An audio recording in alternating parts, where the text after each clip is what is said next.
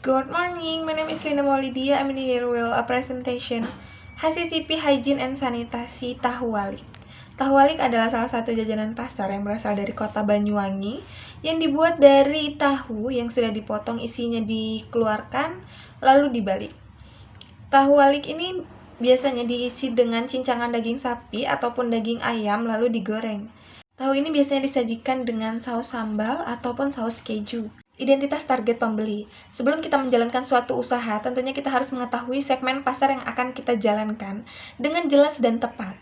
Untuk tahu walik sendiri, tidak ada segmen pasar atau target pasar tertentu, karena bisa diterima oleh semua golongan, dimulai dari anak-anak sampai lansia. Tetapi ada beberapa golongan yang sangat gemar mengkonsumsi tahu walik sendiri, seperti anak-anak, pelajar, dan mahasiswa. Di sini saya akan membahas mengenai diagram alir pembuatan tahu walik. Diagram alir pembuatan tahu walik ini yang pertama dimulai dengan mempersiapkan bahan bakunya, yaitu tahu pong. Tahu pong ini merupakan tahu yang setengah jadi dan kemudian akan diolah menjadi makanan yang siap saji.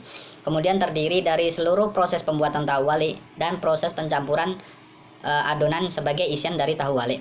Kemudian dibuat berdasarkan masing-masing proses produk dari tahu walik. Kemudian yang keempat yaitu standar baku, sebagai standar baku dalam proses pembuatan tahu walik, sehingga pembuatan tahu walik itu terjaga kualitasnya.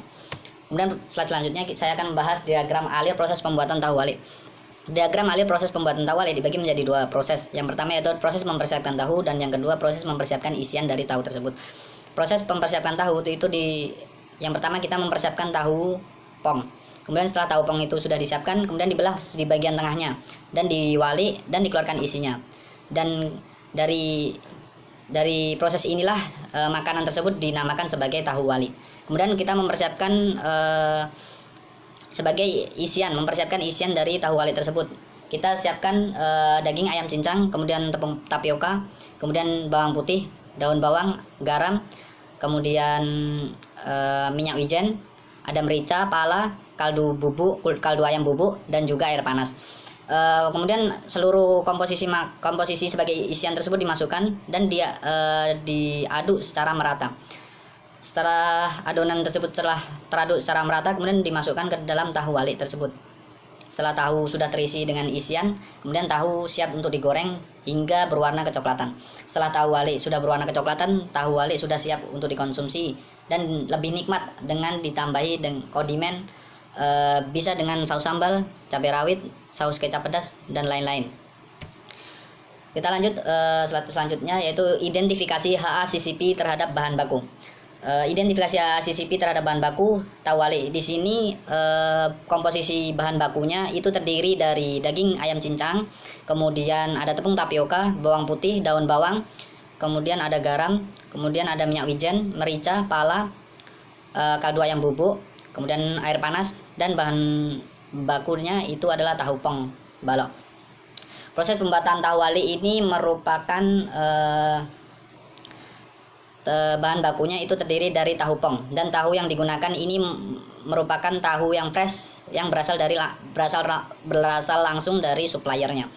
Kemudian dalam proses mempersiapkan isian dari tahu walik tersebut, isian yang digunakan merupakan isian yang memiliki mutu sehingga aman dan ramah untuk dikonsumsi oleh seluruh kalangan.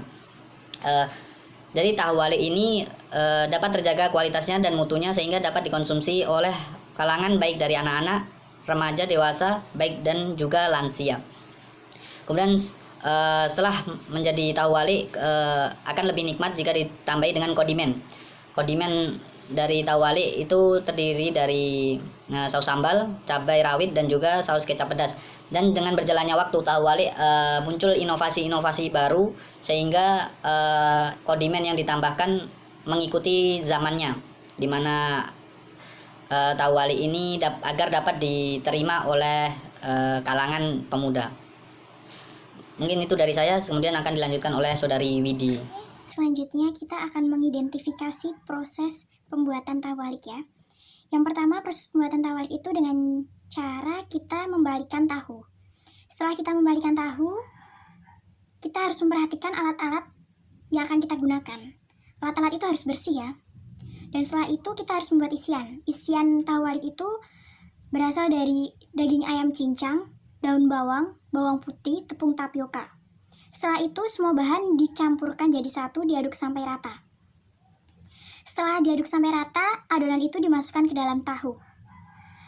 Pada pembuatan dan proses pengisian tahu, kita itu harus memperhatikan kebersihan diri kita dan lingkungan, sehingga produk tahu walik itu bisa dikonsumsi.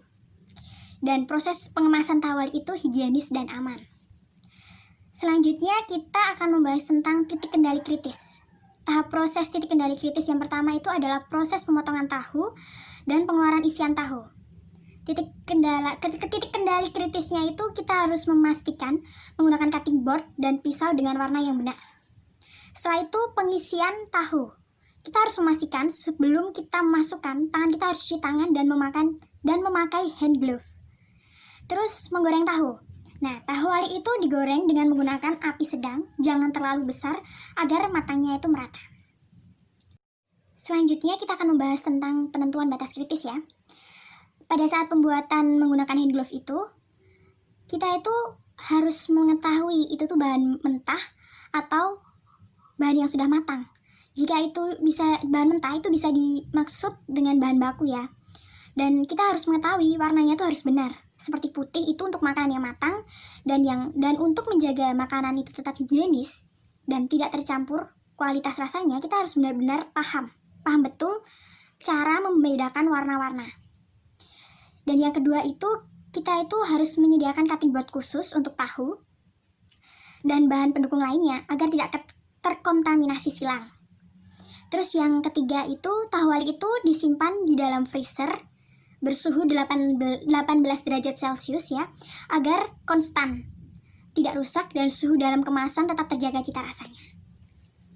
Saya akan menjelaskan kesimpulan dan saran. Kesimpulan, HACCP adalah suatu pendekatan sistem dalam pengamanan makanan.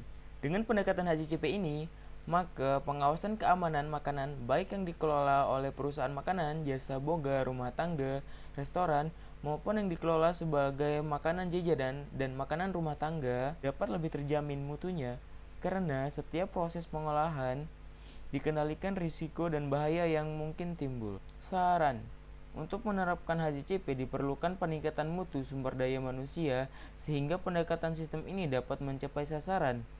Sebaiknya pula, teman-teman juga memahami pengertian HACCP dan sistem analisis bahaya dan pengendalian titik kritis serta pedoman penerapannya agar pengetahuan dan wawasan teman-teman dapat bertambah.